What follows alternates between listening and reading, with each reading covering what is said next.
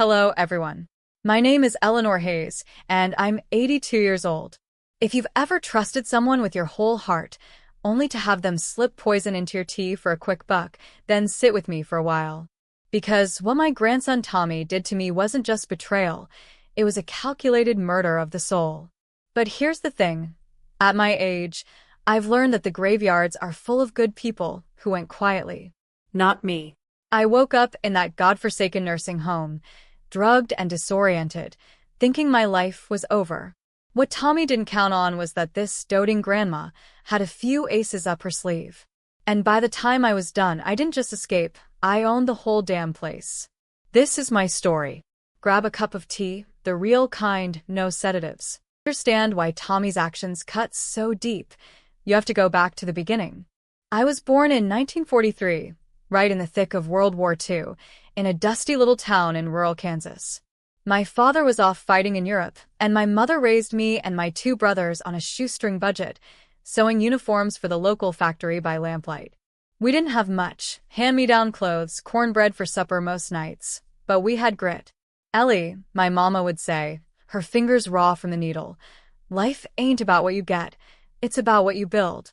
Those words stuck with me like glue. At 19, to a sweet boy named Harold, who fixed tractors for a living.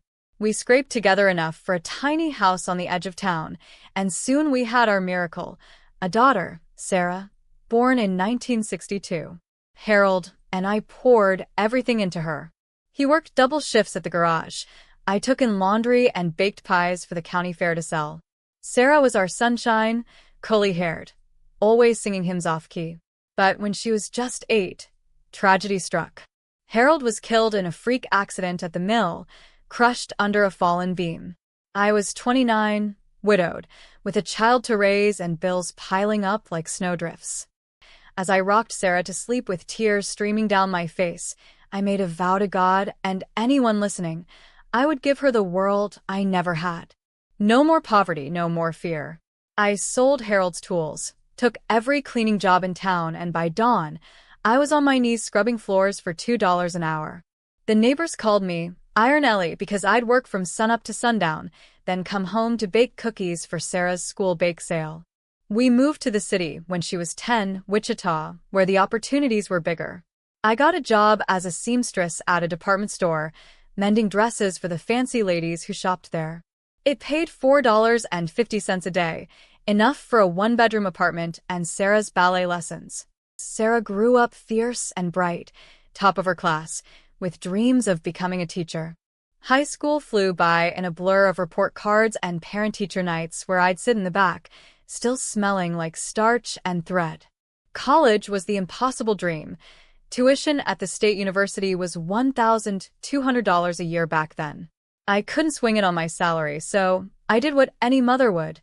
I started a side hustle. Late nights, I design and sew custom dresses, selling them door-to-door to the wealthier families. It was humiliating at times, knocking on doors in my patched coat, begging housewives to let me measure their daughters for prom gowns. But every seam I stitched was for Sarah. By her senior year, I'd saved $5,000 by skipping meals and patching my own clothes with scraps. The day I handed her that check for her first semester, she hugged me so tight, I thought my ribs would crack. "Mom, you're my hero," she whispered. "I promise, when I make it, you'll never lift a finger again." She graduated with honors in 1984, married a kind accountant named David, and they settled in a cozy suburb outside Wichita. Life was good. I kept sewing, building a small alterations business from my garage. By 50, I'd bought my first real home, a modest two-story with a wraparound porch, paid for in cash from 20 years of blood, sweat, and straight pins. It was my castle, worth about $150,000 even then, but to me, it was priceless. Then came the grandkids. Sarah and David had 3, little Emily in 1987, then the twins, Jack and Tommy, in 1990. Tommy was the rascal from day one, chubby cheeks, mischievous grin, always tugging at my apron strings for just one more cookie, Nana. I'd babysit every weekend, telling them stories of my mama's quilting bees and Harold's war heroics. When the kids were small, I'd take them to the park, pushing swings until my arms ached, then home for peanut butter sandwiches and naps on the porch swing. Sarah would drop them off with a kiss and a "Thanks, Mom. You're a lifesaver." As the years rolled on, my business boomed. I expanded to bridal wear, specializing in vintage reproductions, lace gowns that looked like they stepped out of the 1940s. By 60, I had a shop downtown, 3 seamstresses on payroll, and a pension from the store days that kicked in at $1,800 a month. Solid, reliable. I invested wisely, too. Put $50,000 into blue-chip stocks that grew steady, and my house appreciated to $450,000 by 2010. I wasn't rich, but I was comfortable. No debts, no worries. And every holiday, the grandkids would pile into my kitchen, filling it with laughter and the smell of gingerbread. Tommy was always my shadow. While Emily buried her nose in books and Jack tinkered with engines like his grandpa, Tommy had stars in his eyes. "Nana, when I grow up, I'm gonna be a big-shot businessman," he'd declare at 10, pounding his tiny fist on the table. I'd laugh and slip him an extra cookie. "Then you'll need a suit from Nana's shop on the house." High school came, and Tommy struggled, CS and DS, expelled once for skipping class. But I believed in him. When he graduated barely in 2008, I gifted him $5,000 for business school. He enrolled in community college, dropped out after a semester, then bounced between jobs. Waiter, salesman, finally landing at a car dealership in 2012, slinging sedans on commission. I kept helping. When his first car broke down, I co-signed the loan. When he got engaged to a sweet girl named Lisa in 2015, I paid for half the wedding, $8,000 from my savings, sewn into a beautiful lace dress for her that I made myself. Tommy and Lisa bought a starter home in 2017, and when their son, little Henry, came along in 2018, I was there for the birth, holding his tiny hand. "Nana's boy," I cooed. Tommy got promoted to sales manager that year, but the cracks were showing. He'd call late at night, voice slurred. "Nana, the market's tough. Can you spot me $500 for the mortgage?" I'd wire it over, no questions. By 2020, with the pandemic hitting, his dealership furloughed half the staff. Tommy lost his job, Lisa went part-time as a nurse, and the calls turned desperate. $1,000 here, $2,000 there. I dipped into my stocks, sold $20,000 worth to keep them afloat. Family first, I'd tell myself, echoing my mama. Sarah and David were struggling too. David's accounting firm downsized, and Emily and Jack were off at college. But Tommy, he was special. He was the one who still called every Sunday, the one who'd drive over with Henry for Nana hugs. In 2022, when I turned 77, he threw me a surprise party at my house, balloons, cake, the whole family. "To Nana, the rock of our lives," he toasted, clinking glasses. I teared up, hugging him tight. Little did I know that rock was about to be dynamited from under me. It started subtly, like a thread unraveling in a hem.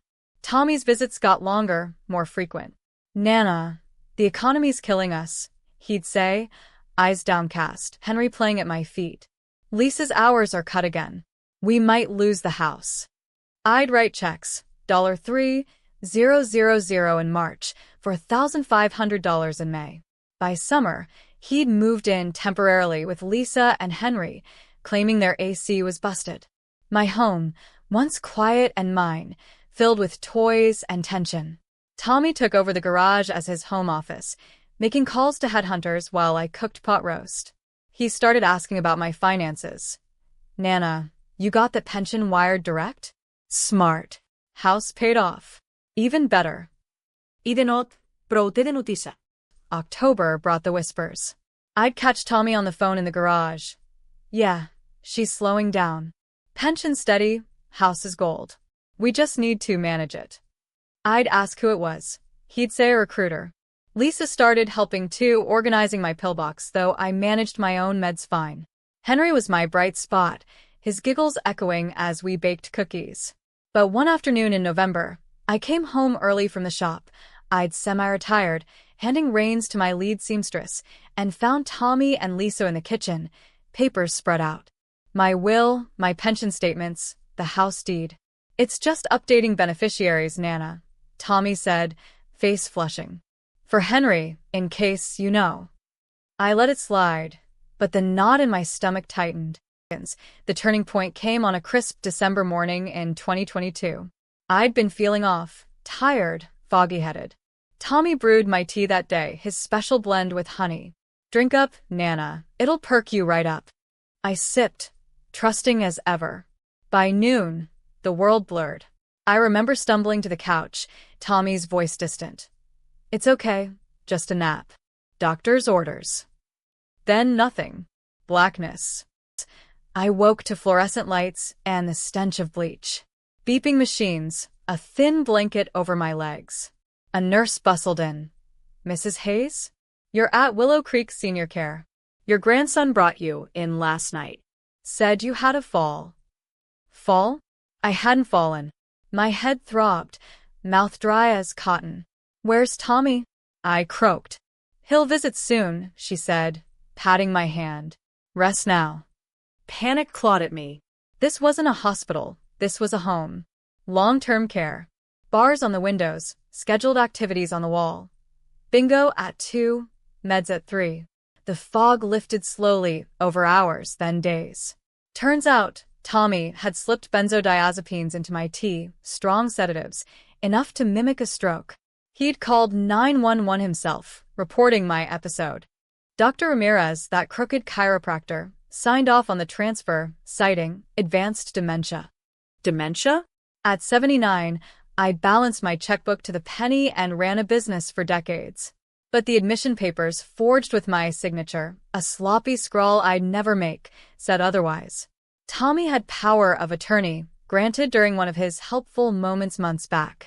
I'd signed it thinking it was for emergencies, like if I broke a hip. Willow Creek was hell on earth. Shared rooms with strangers moaning in the night, meals of gray mush, nurses who treated us like luggage. My roommate, Mabel, 88 and sharp as a tack, whispered on day 2. They drug us to keep quiet, dear. My son's doing the same. Pension's too tempting. I feigned confusion at first, playing the part to gather intel. But inside, rage simmered. Tommy visited that night.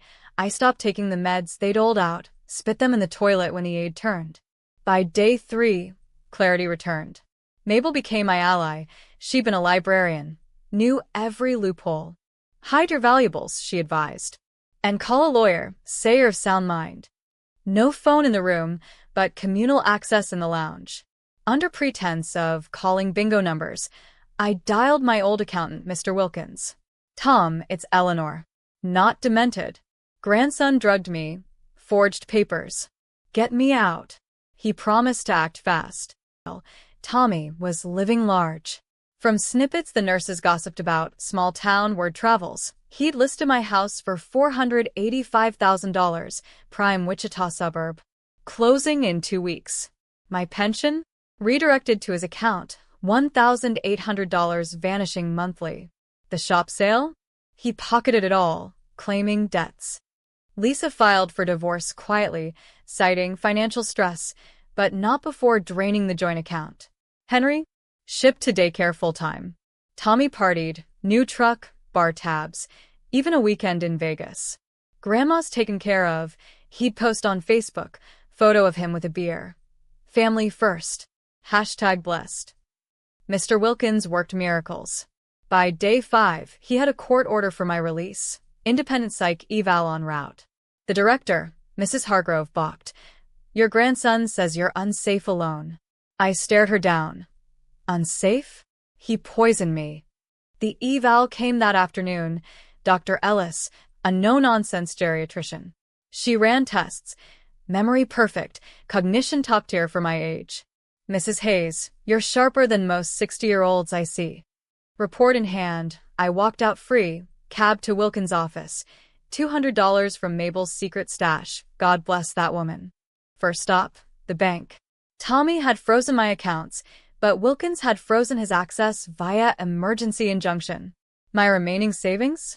$67,000, plus stocks now at $180,000. Untouched. Thank God. Pension?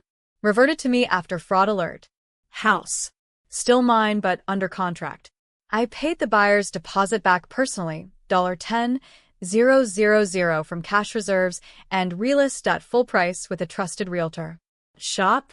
I'd baked in a buyback clause for $150,000 with interest. It was mine again. But revenge? Oh, it was brewing hotter than my chamomile. Next, the lawyer. Enter Beatrice Langford, a bulldog in pearls who'd handled elder abuse cases for 30 years. Eleanor, we've got forgery, assault with intent to defraud, financial exploitation. That's felony territory. Evidence poured in. Talk screen from the hospital. Benzos in my system. Ramirez's shady notes subpoenaed. Tommy's text to a buddy. Slipped her a Mickey, easy money. House closes Friday. Beatrice's PI dug deeper. Tommy's secret gambling debt. $45,000 at the casino. Why he'd escalated from loans to larceny. Lisa spilled too, in a sworn statement. He planned it for months. Said you were old news. But I had a vision bigger than jail time. Willow Creek, that soul-crushing pit, housed 120 souls like Mabel, forgotten and fleeced. Hargrove ran it on the cheap. Understaffed, underfed, overmedicated. Owned by a faceless corp. But the facility? On the market quietly.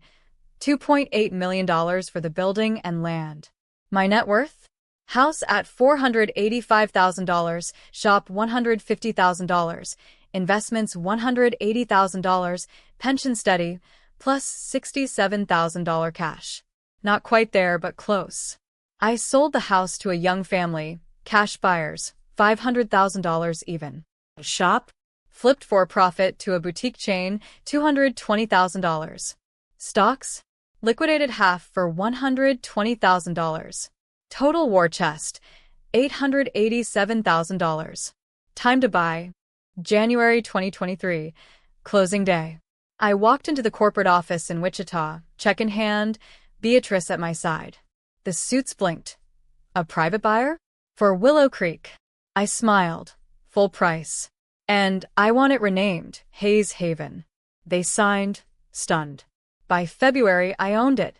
Fired Hargrove on the spot. Elder abuse under your watch? Out.